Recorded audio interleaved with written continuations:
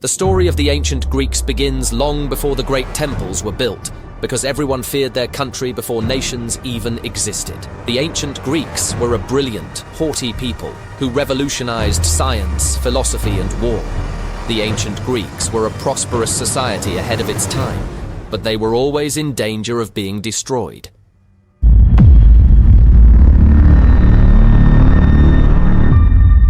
For tens of thousands of years, humans have inhabited the region of Greece, alongside other species such as Homo erectus and Homo neanderthalensis. These early humans were hunter-gatherers, possessing minimal technology and likely leading nomadic lifestyles. This period, characterized by Stone Age tribes, transitioned with the onset of the Neolithic era. The Neolithic era, the final phase of the Stone Age, commenced with the domestication of plants and animals in the Near East. This agricultural technology quickly disseminated to other parts of the world. The earliest signs of agricultural economies can be traced back approximately 9,000 years.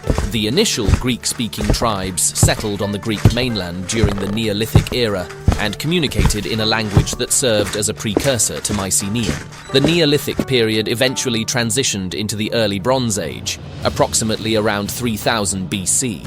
As bronze gradually became integral to Greek economies, distinct cultures began to take shape, including the Cycladic and Minoan civilizations. The Cycladic culture is a notable early Bronze Age culture recognized for its flat, schematic female figurines carved from the island's pristine white marble.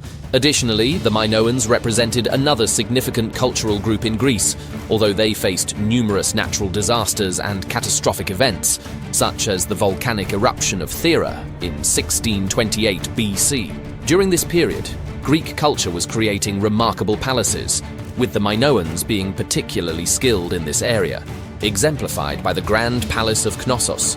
These two cultures would evolve and blend with the Mycenaean civilization, which arose around 1600 BC when the Hellenistic culture and mainland Greece underwent transformation influenced by the Minoans. This period marked the final stage of the Bronze Age in Greece, with the Mycenaeans distinguishing themselves as the first advanced Greek civilization. They showcased their ability to create sophisticated artworks, develop urban structures, and even establish a writing system. However, they had yet to achieve significant advancements in political organization. The Mycenaean civilization was primarily ruled by a warrior elite, and by around 100 BC, it faced collapse, resulting in the looting of numerous cities and the onset of the Dark Age in the region. During this time, the Greek population diminished, along with their literacy rates, and archaeologists remain uncertain about what led to this decline. However, a hostile enemy is believed to be the reason behind this situation. The Dorians were one of the four principal ethnic groups among the Greeks, and are considered to be one of the contributing factors to this collapse. They were regarded as uncivilized, and ultimately took control of the land.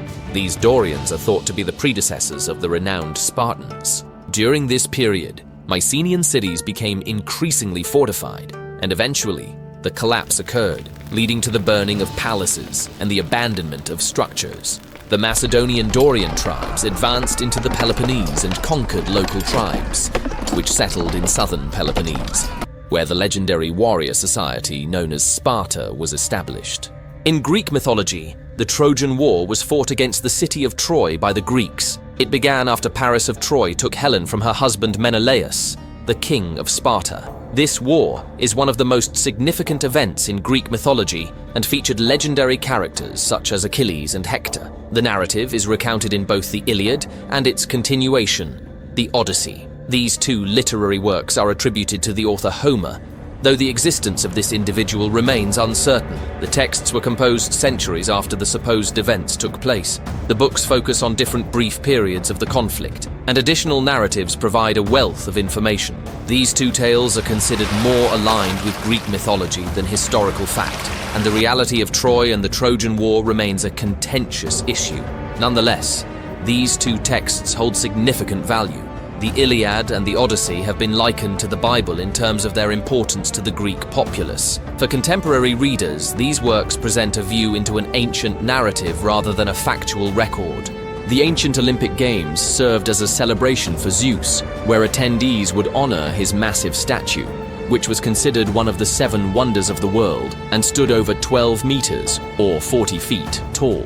These games featured various athletic competitions among representatives from different city-states, and a truce was implemented during the event to ensure athletes could travel safely from their cities to participate. Victors received crowns made of olive leaves, along with a reputation for excellence. The games also became a means of political expression, showcasing dominance over adversaries. Athletic events included a variety of disciplines, with sprints and long-distance running being among the earliest competitions introduced. There was even a competition where participants would run while dressed in full armor. Boxing and wrestling were significant events, along with a contest known as Pancratium, which incorporated elements of wrestling, boxing, kicks, and chokes, serving as an ancient version of modern mixed martial arts. Other well-known events included the long jump, discus throw, javelin throw, and equestrian games, all of which took place exclusively at Olympia, contrasting with the modern Olympic practice of venues moving around. The champions of the Olympics were celebrated, and their achievements recorded for posterity. And the festival also provided an opportunity for great thinkers from across the Greek world to come together and share their advancements in fields like architecture and literature. The Olympic Games have continued throughout history, and today, athletes from all over the globe take part. Sparta, known as a land of warriors and serfs, was distinctive in ancient Greece due to its social structure and governmental system, which was established by the almost legendary figure Lycurgus. He organized the society to enhance military capabilities, and social institutions were oriented towards military training and physical fitness. Spartan society was stratified into classes. Spartiates were Spartan citizens with complete rights, Mothaches were non-Spartan individuals raised among Spartans, and Helots were state-owned slaves. Slaves were integral to Spartan society and constituted the foundation of its economy, and while they worked diligently, their efforts were not as demanding as those of many Spartiates. Spartiates participated in the demanding agoge training and educational program, which all male citizens were required to complete. This program included developing loyalty, military skills, pain endurance, hunting, dancing, singing, and social interaction. It encompassed not only military preparation, but also education, making it essential to recognize that a Spartan soldier was not significantly superior to any other Greek warrior. Their deadliness stemmed from their training in phalanx formations, and due to this extensive preparation, the Spartan phalanx companies were regarded as some of the finest in combat. Spartan women also engaged in considerable training and education, enjoying more rights than women typically possessed in ancient times, and were considered among the most beautiful of their era. To the north lay the thriving city of Athens, which has been an important hub since the Mycenaean civilization. The renowned Acropolis served as a significant Mycenaean fortress. The inhabitants of this city-state were known as the Ionians, one of the 4 primary ethnic groups in Greece. Like all other Greek states, Athens experienced turmoil in the 6th century BC, with widespread social dissatisfaction leading to Solon's reforms. These reforms set the foundation for the establishment of democracy by Cleisthenes in 508 BC. This political movement defined Athens, granting every free male citizen an equal vote, while Athens's vibrant culture attracted numerous intellectuals and was home to many esteemed philosophers, excelling in various fields such as mathematics and science. The city was structured around the Acropolis and featured long walls extending to the sea, enabling it to maintain a formidable navy and establish lucrative trade routes. In 496 BC, Athens leveraged its strong navy to support the Ionian revolt against the Persian Empire, resulting in the Athenians and Eretrians capturing and burning Sardis, though they had to retreat due to significant losses. In retaliation for this raid, the Persian king Darius vowed to incinerate Athens, so enraged that he had one of his servants remind him to remember the Athenians 3 times daily before meals. The Persians were extremely powerful at that time, being one of the most dominant nations on the planet, and they would not allow a minor city-state rebellion to go unchallenged, making war unavoidable. This would mark the first major conflict that the Greek world would face collectively. Darius and the Persians first defeated the Ionian cities that resisted him. He then set out to conquer all of Greece after an initial successful campaign, during which the Persians seized the Athenian ally Eretria, They subsequently sailed to Attica, landing in the bay close to the town of Marathon. The Athenians, along with a small contingent from Plataea, marched to Marathon and successfully blocked the two exits from the plain of Marathon. The Athenians also sent a message to the Spartans seeking assistance. However, the Spartans were occupied with a religious festival and cited this as their reason for not coming to the Athenians' aid. In reality, it is more likely the Spartans were concerned about a potential slave uprising if a significant portion of their troops were to leave. The Athenians and their allies chose a battleground with marshes and rugged terrain that hindered the Persian cavalry from supporting the Persian infantry. Athenian general Miltiades commanded a general assault against the Persian forces, which primarily consisted of lightly armored missile troops. He strengthened his flanks and drew the best Persian fighters into the center. The inward-wheeling flanks surrounded the Persians, causing a rout.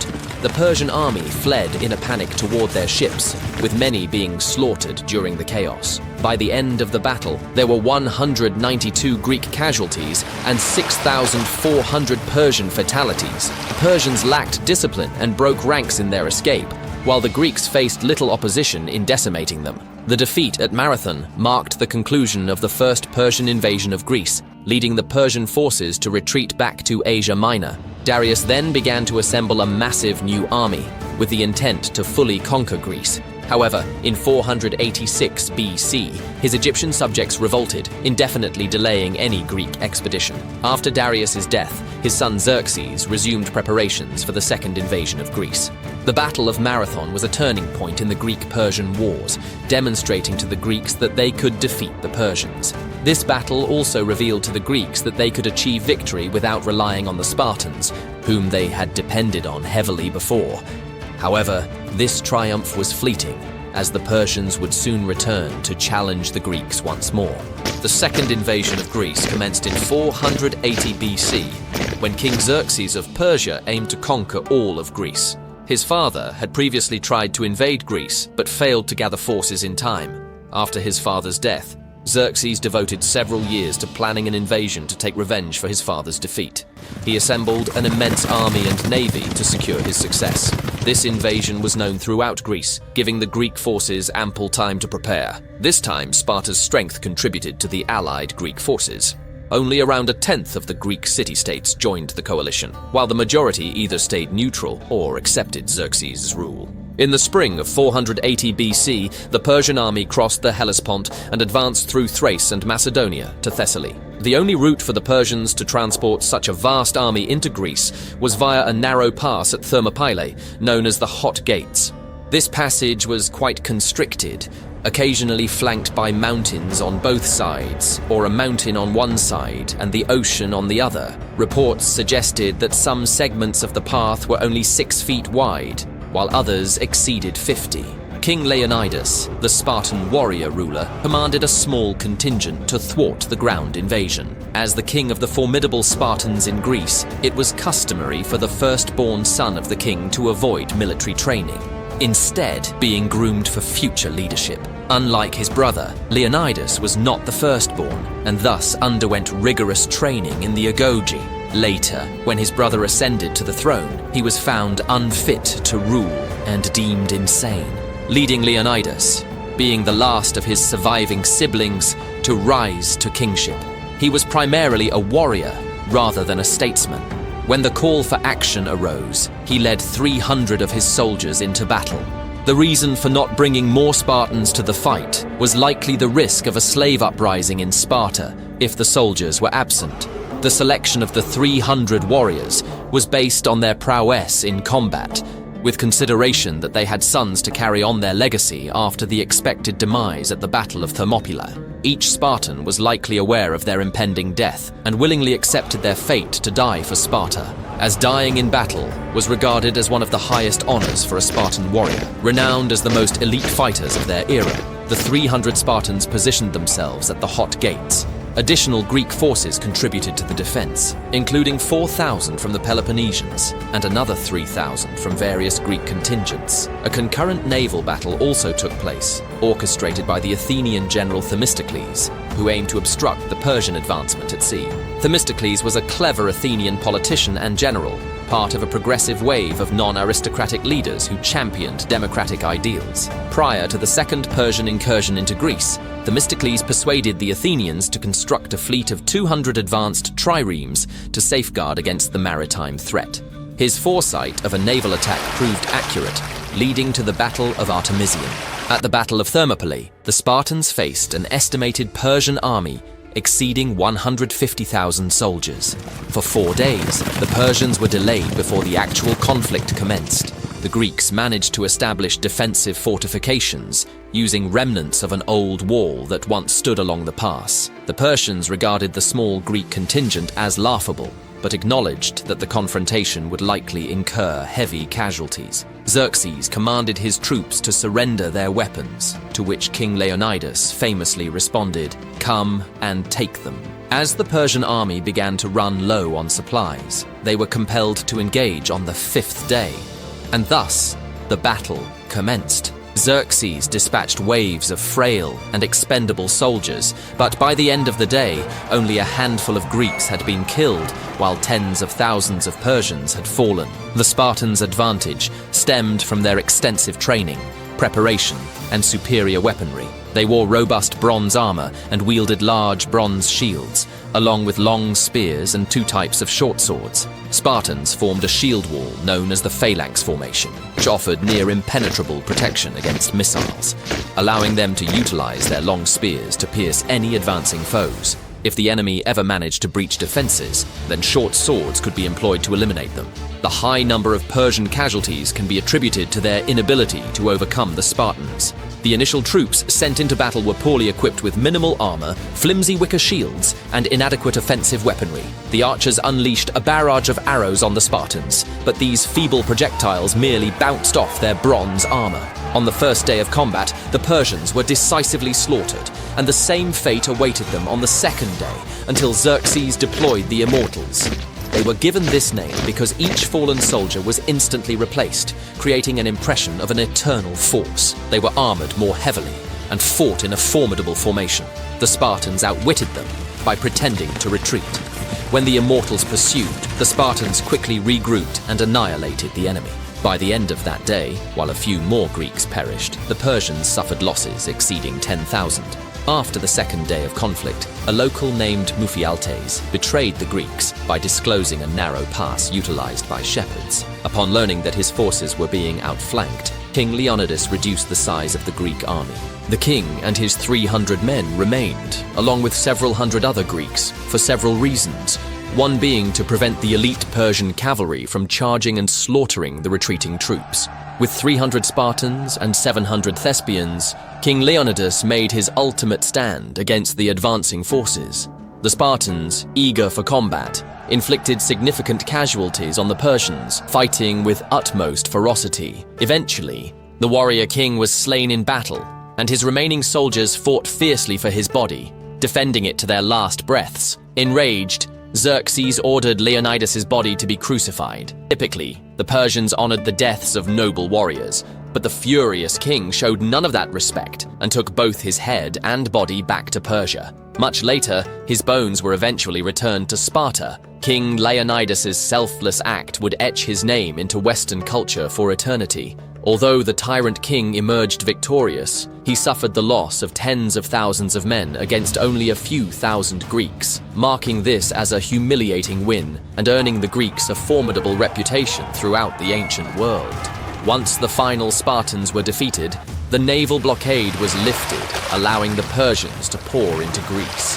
The Persians captured several cities, including Athens, which they found deserted but still burned to the ground. A large coalition army fortified the narrow isthmus of Corinth, protecting much of the Greek mainland from being overrun.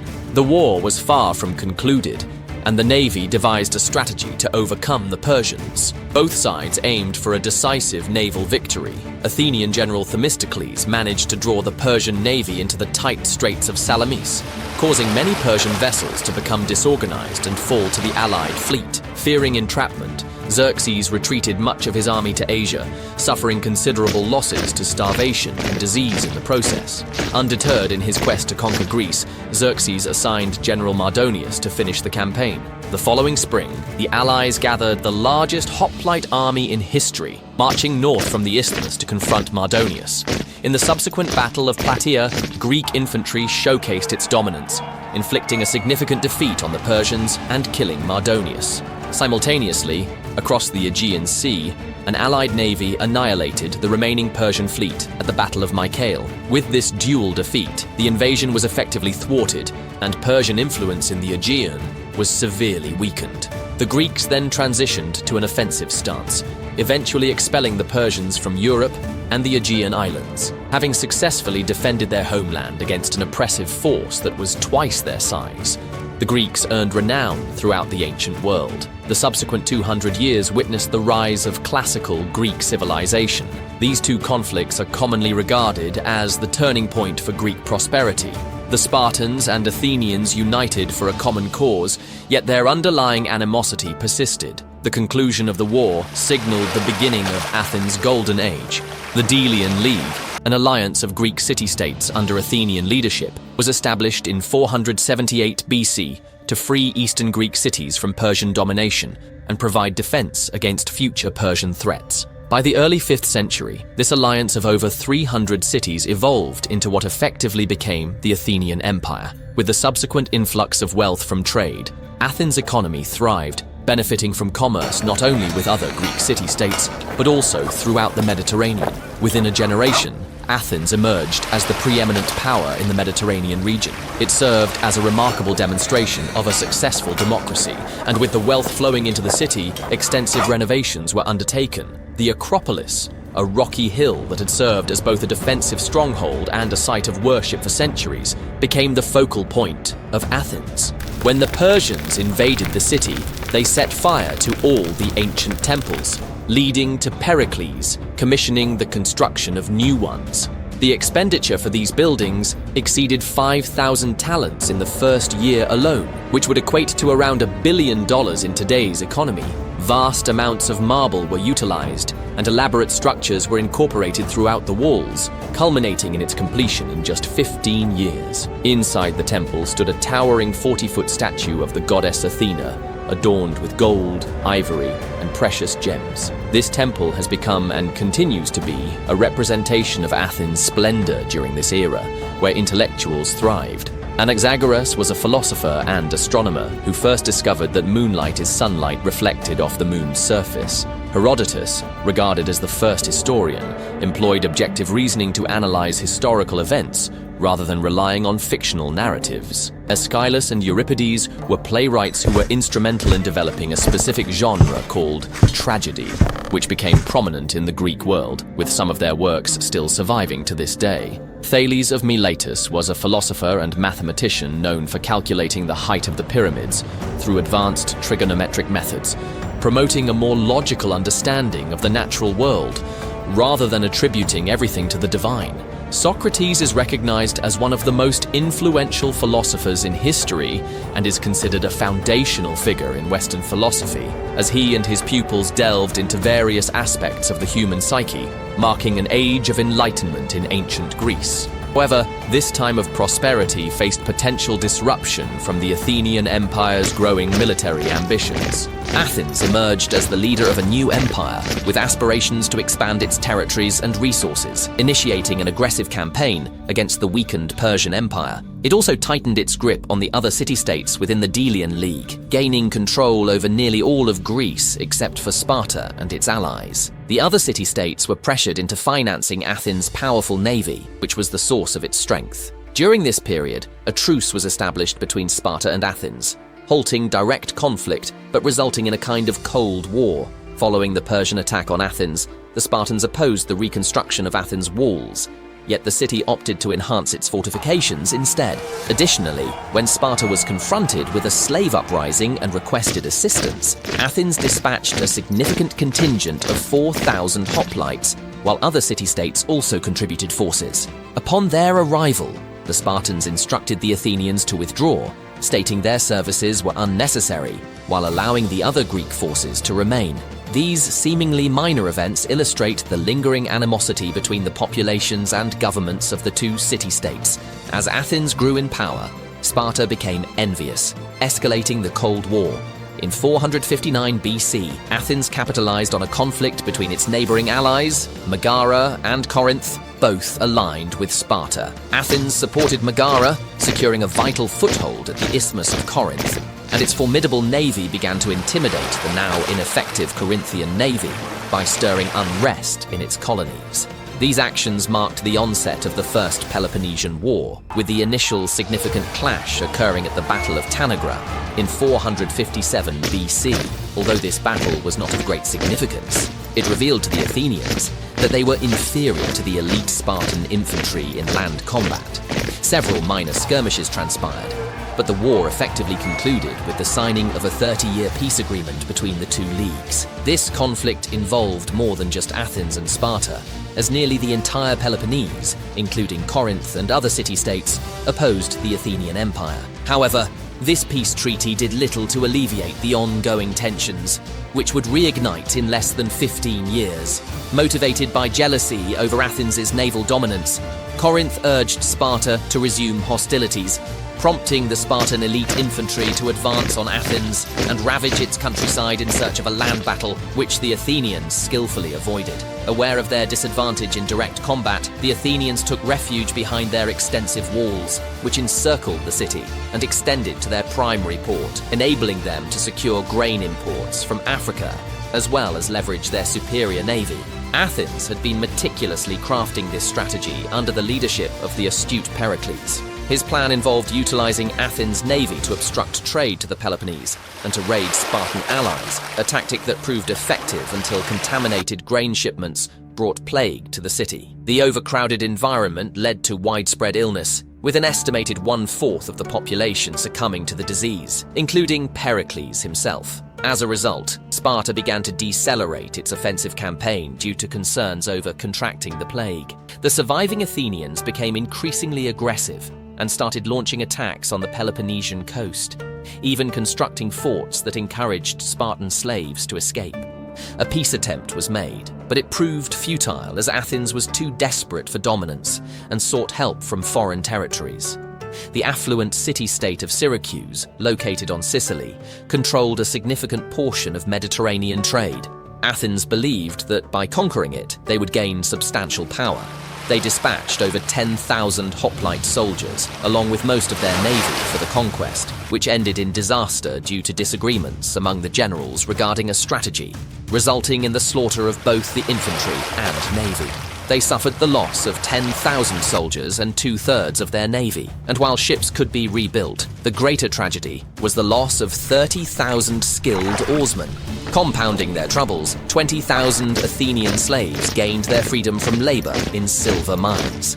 Athens attempted to secure funding from other cities within the Delian League, but this incited their anger. Around this time, Sparta accepted Persian financial support to construct their own fleet, significantly strengthening the Peloponnesian navy compared to their Athenian counterparts. They were decisively defeated in battle as a result, and Sparta subsequently cut off trade routes to Athens, forcing them to endure an humiliating surrender.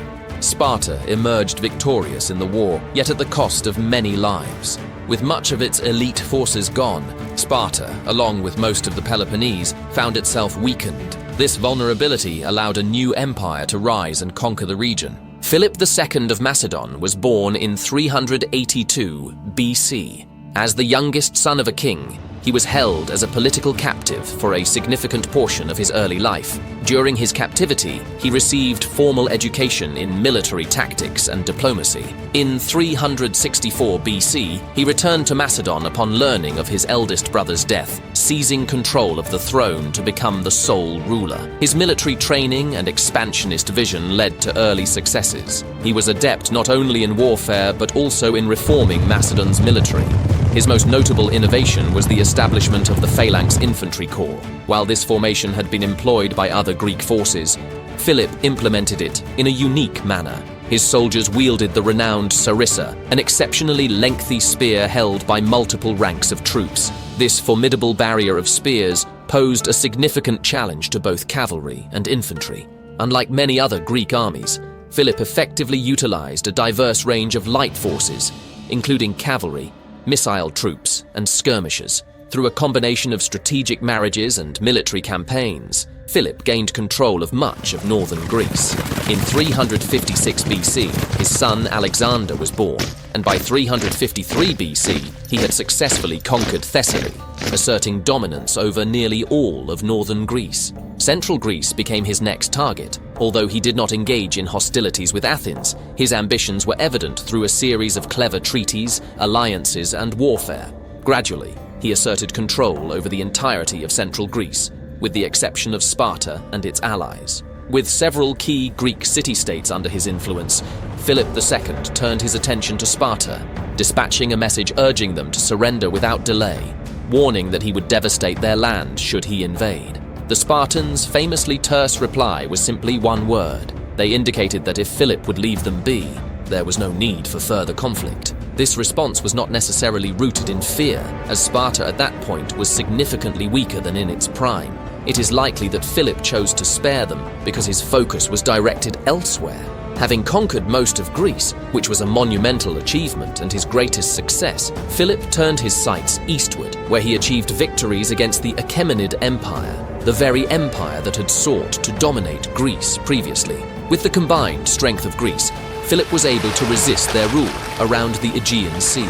In 336 BC, the Macedonian court convened for a celebratory event, marking the marriage between King Philip's daughter and Alexander the Thos of Epirus. As the king entered the town's theatre without protection, he was assassinated by one of his bodyguards. The assassin attempted to flee to some horses, but stumbled over a vine, leading to his death at the hands of another bodyguard. The reasons behind the assassination remain a mystery to modern historians. Consequently, the position of the ruler of the united Greek world became available, and it was claimed by his 20-year-old son, Alexander. Alexander was not just any king's son. He stands out as one of the most renowned figures from classical history. He was the offspring of Olympias, his father's fourth wife, who, although not his only spouse, was his primary wife for a significant period. The tales surrounding his birth have an almost mythical quality. Some accounts suggest that Philip was not his biological father, but that Zeus was instead. On the day Alexander was born, the temple of Artemis, one of the 7 wonders of the ancient world, was consumed by fire, and some interpreted this as a sign that the goddess Artemis was present at his birth. Raised in the typical manner of noble Macedonian youths, Alexander learned to read, hunt, ride, and engage in combat. At the age of 10, a merchant presented Philip with a horse that refused to be ridden, prompting Philip to send it away. Alexander then requested to try taming the horse, and he succeeded. Philip was thrilled by this act of bravery and ambition, kissing his son's head and saying, "My boy, you must find a kingdom large enough for your aspirations." Alexander named the horse Bucephalus, which translates to ox head, and this horse would serve as his primary steed in numerous battles. When Alexander turned 13, Philip appointed Aristotle as his tutor. Aristotle, one of history's greatest philosophers, established numerous schools and authored a vast array of works covering topics like physics, biology, logic, ethics, music, rhetoric, psychology, economics, and politics. He created a complex synthesis of earlier philosophical ideas, and it was largely from his teachings that Western intellect absorbed its fundamental lexicon, along with various inquiries and dilemmas. Consequently, his philosophy has had a profound impact on many fields of knowledge in the West, remaining a topic of modern philosophical discourse. Alexander was fortunate to receive instruction from such a brilliant mind. He studied at the Temple of Nymphs at Mysa, an establishment resembling a boarding school, where he and many other Macedonian youths, including Ptolemy, Cassander, and others, would eventually become his famed generals. This group became known as the Companions.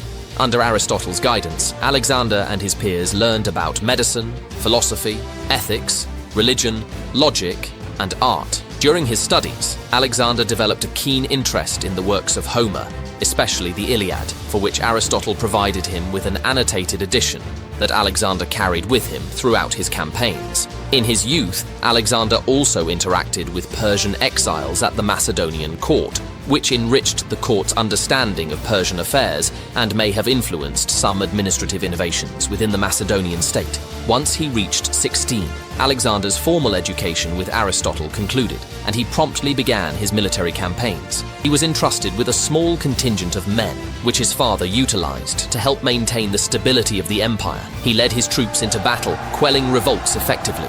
As he gained more experience, he started participating in significant battles alongside his father, demonstrating intelligence and strategic thinking as a leader, as well as proficiency as a cavalryman.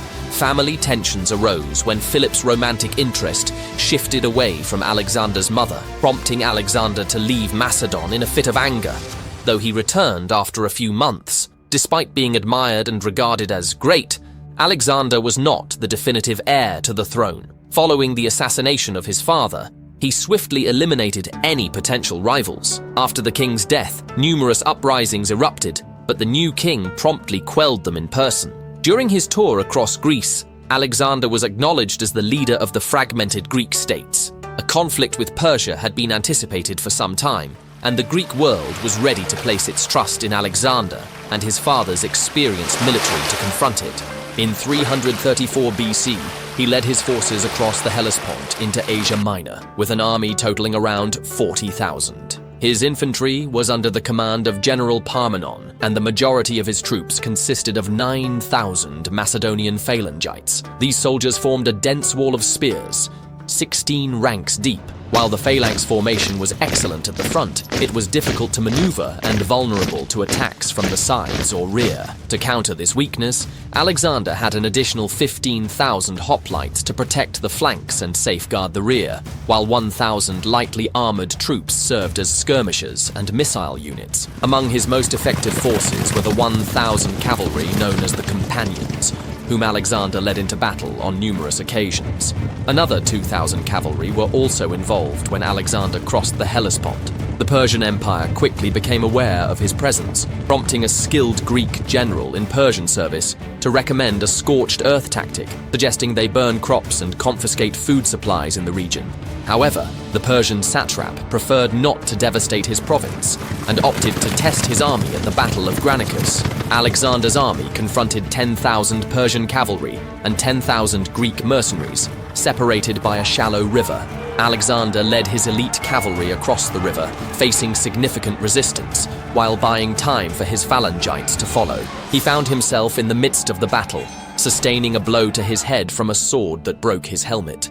He retaliated by striking down his opponent with his lance, but another Persian attacker approached from behind. Alexander was rescued when a companion severed the arm of the attacking Persian. Once the phalangites crossed the river, the Persian cavalry had to retreat. The fast-paced, blitzkrieg-like assault prevented the Greek mercenaries from joining the fray, allowing Alexander to encircle them and annihilate them completely. This was Alexander's first major triumph, yet Persia spanned a vast territory. He advanced through Asia Minor, capturing cities with minimal resistance. Although the Persian navy posed a threat to his supply lines, he chose to assault the nearest port at Miletus, where the cities fiercely resisted, but were ultimately subdued. Continuing his march, Alexander reached the city of Gordium and was presented with the Gordian knot, a tightly tangled rope that no one could undo, with the claim that whoever could untie it would conquer all of Asia. Without hesitation, Alexander drew his sword and cut it in half. 18 months had elapsed since Alexander first entered Persian territory, making his way through Syria while being unaware that the Persian royal army, led by King Darius, was trailing behind him. King Darius was resolved to put an end to Alexander's campaign in Syria, with an army that was nearly double the size of Alexander's forces. Darius blocked Alexander's exit from Syria, which was only a few miles wide. This narrow battlefield favored Alexander's smaller contingent. The Persian army numbered around 100,000, including the elite 10,000 Persian immortals. The two forces confronted each other by a river in the Battle of Issus, where the Macedonian army was arranged in a standard formation with the phalanx at the center, supported by hoplites, lighter soldiers, and cavalry on the wings. The Persian army held its position, typical of their style as well, while Alexander charged across the river. The speed and shock of the Macedonian advance inflicted heavy losses on the Persians, causing difficulties for the phalanx to keep pace with the cavalry and leading to a disordered formation that was gradually pushed back. Alexander and his companions charged directly at the Persian center, leading the phalanx to successfully push the Persians backward. Alexander then made a direct charge towards King Darius, who fled alongside many of his troops, prompting a mass rout among his forces. Despite this, combat continued as chaos ensued, resulting in a massacre where a relatively small number of Greeks perished, while Persian casualties reached into the tens of thousands. Alexander captured Darius's wife, mother, and 3 children who were treated well and kept alive by him. He continued onward through the western regions of the Persian Empire, facing minimal resistance until he arrived at the island of Tyre. Alexander constructed a causeway to the island that supported 2 large siege towers. After 7 months of intense fighting, the city was finally breached and fell. Gaza suffered a similar fate as Alexander progressed into Egypt, where the Persian satrap capitulated, handing over the entire province along with the royal treasury. The Egyptians celebrated Alexander as a hero and crowned him as pharaoh, while on the coast of Egypt, he established a new city named Alexandria, the first of many to bear his name. Back in Greece, the Spartans staged a revolt against Macedonian rule, prompting a general from Macedonia to march on Sparta and engage the Spartans directly. Even the Spartans could not withstand the strategic prowess of the Macedonians, resulting in their defeat and the death of the Spartan king.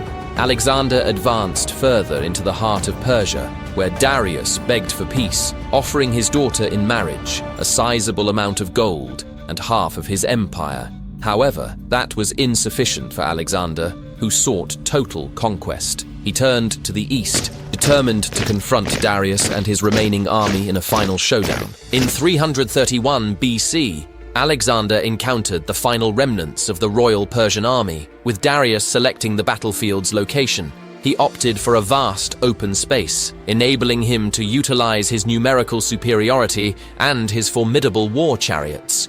The Persian forces numbered around 80,000, while Alexander's contingent was likely below 50,000. This varied army comprised units from various parts of the empire, including Armenians, Syrians, and Indians, featuring 200 enormous war chariots pulled by 4 horses designed to mow down enemy soldiers, as well as several powerful war elephants. Alexander's army was arranged in its standard formation, and he launched a charge far to the right of the extensive Persian forces. The Persians mirrored this move, but had to draw troops away from their center, weakening that part of their formation and leveling the field for Alexander. A significant cavalry clash erupted on the right flank, prompting Darius to deploy the chariots against Alexander's primary lines. However, javelin throwers devastated their numbers, and many surviving chariots simply bypassed the Greek infantry. Subsequently, Alexander advanced the phalanx against the main body of the enemy. The ferocity of his cavalry and the effectiveness of the phalanx shattered the Persian forces, sending them into a panic. Darius escaped, but Alexander's left flank faced potential peril, forcing him to abandon the pursuit and confront the remaining troops. Around 1,000 Macedonian soldiers perished, while over 40,000 Persians lay dead in their own land. After Darius's retreat, Alexander commenced a tour of his newly acquired empire. He arrived in Babylon, where he was acknowledged as the new ruler, and even took a seat on the royal throne in the city of Susa. At a narrow mountain pass, brave Persians stalled Alexander's entire army for a month until a narrow passage was discovered, leading to the eventual Persian defeat. This encounter has parallels with the Battle of Thermopylae in several respects. Alexander advanced to the ceremonial capital of Persia, Persepolis, and set the city ablaze in retribution for the Greek invasion and the destruction of Athens' sacred temples. He then moved northward to finally apprehend Darius, who attempted to rally an army but was ultimately killed by one of his own governors. Alexander returned Darius's remains to the royal tombs and briefly halted his campaign to organize his newly established empire before pushing on to capture the eastern provinces. As Alexander journeyed through these eastern territories, he dismantled small rebellions and defeated various armies. Local tribes posed challenges, but were ultimately no match for him. In the farthest reaches of the former Persian Empire, he founded the city of Alexandria Eschate, meaning Alexandria the furthest, marking his exploration's outer limits. However, he was not finished yet, still needing to march southward to India. Alexander's troops grew discontented with the ongoing warfare, having traveled across the known world without seeing an end to the conflict. Additionally, Alexander began adopting Persian attire, which led to a negative perception among many of his soldiers. He descended into tyranny and even assassinated one of his own generals, as plots of assassination were discovered daily. Alexander persisted in his conquest across northern Afghanistan, where he encountered King Porus of Paravas. In this battle, he suffered significant losses as the enemy's war elephants proved lethal. Yet, Alexander emerged victorious. He then advanced further into India, but his troops revolted. They had trekked thousands of miles, endured numerous battles, and had not returned home in 8 years, fearing the formidable armies that awaited them in distant territories. Alexander decided to turn back his army, though he continued to engage in battles in western India. During a siege, he was injured in the chest and came dangerously close to death. Part of his army boarded ships to return to Persia, while the remainder made their way through the desert. Upon his return to Persia, he disciplined many governors for misconduct and married several Greek nobles. He compensated all his soldiers and organized new, large armies. Although many of his Greek soldiers rebelled again, Alexander successfully regained their loyalty through a powerful oration. He made his way back to Babylon to celebrate his considerable victories and strategized his next campaign through Arabia and beyond. It was during this period that he suddenly fell ill and died just days later at the age of 32, having achieved more than any man in history. He was the king of what was arguably the most powerful empire of his time, undefeated in battle despite frequently facing larger forces, and led from the front, sustaining several life-threatening injuries along the way. Perhaps his greatest legacy lies in his respect for Eastern cultures and his eagerness to embrace them. This cultural exchange fused Eastern and Western traditions and significantly influenced both the ancient and modern worlds. His passing marked the beginning of the Hellenistic period, which witnessed the rise of new comedy, Alexandrian poetry, and the emergence of new philosophical schools like Stoicism, Epicureanism, and Pyrrhonism.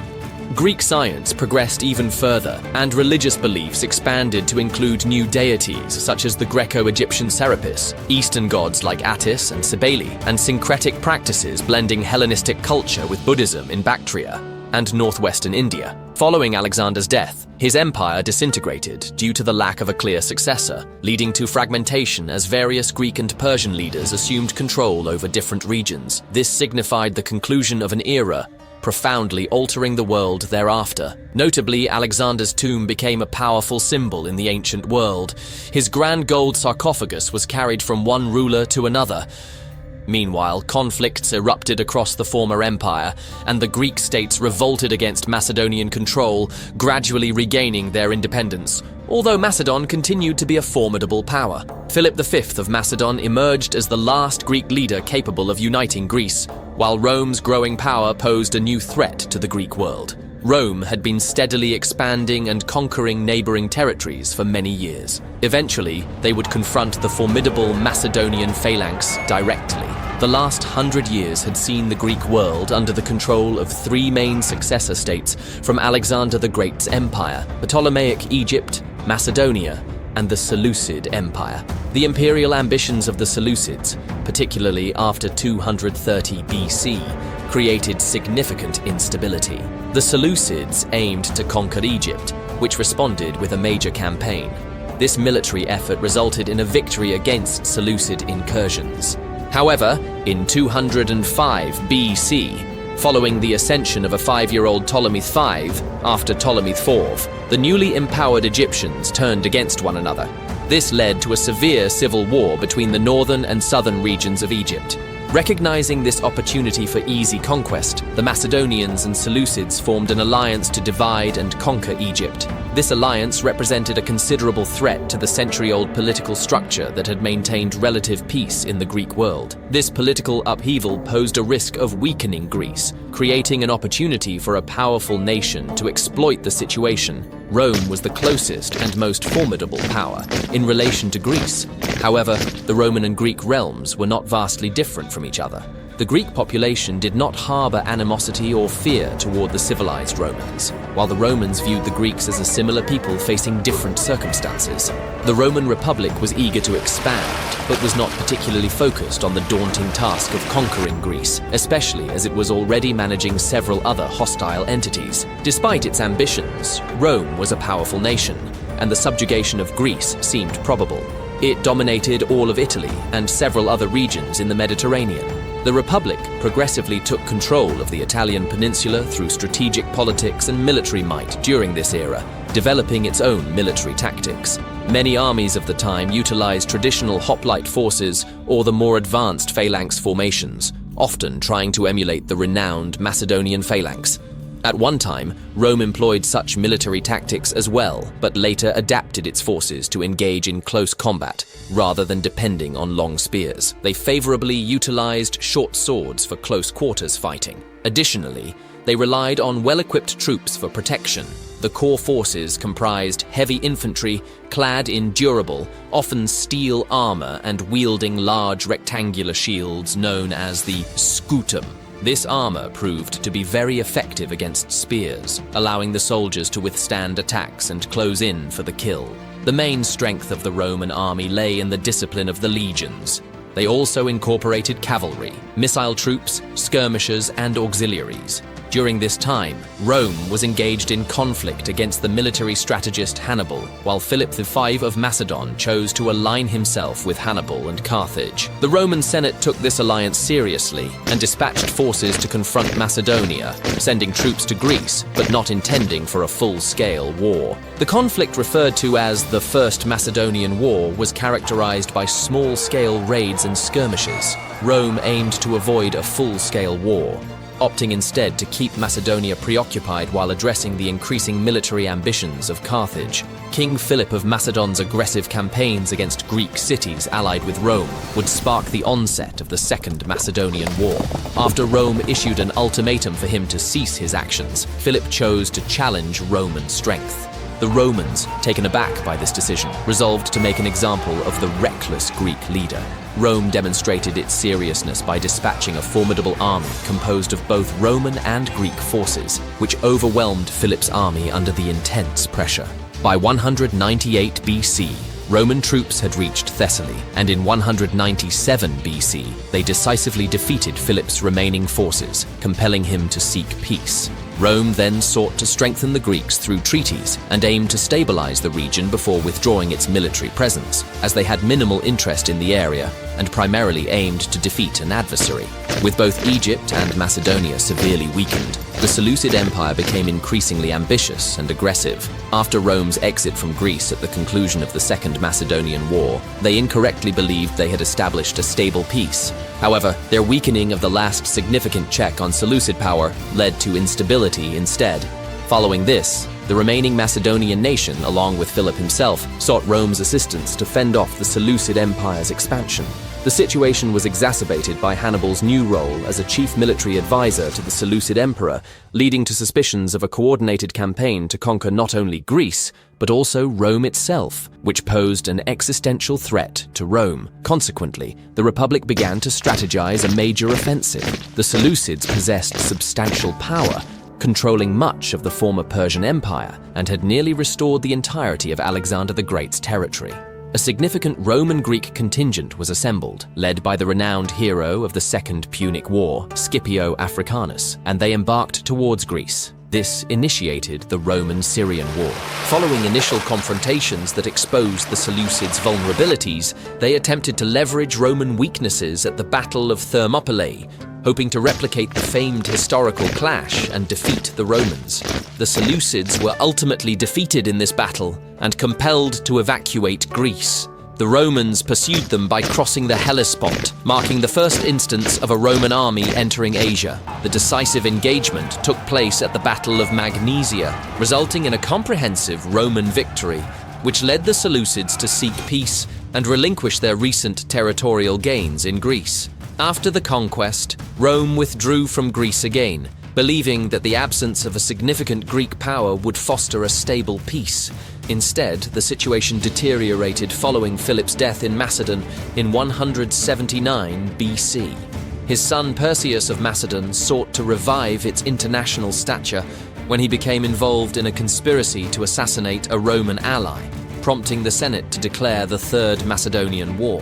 At first, Rome struggled against the Macedonian troops. However, in 168 BC, Roman legions decisively defeated the Macedonian phalanx at the Battle of Pydna. Realizing that peace in Greece would be elusive if the region was left to its own devices, Rome opted to establish its first permanent presence within the Greek world. The Kingdom of Macedonia was partitioned by the Romans into 4 client republics, but even this action fell short of ensuring tranquility as Macedonian unrest persisted.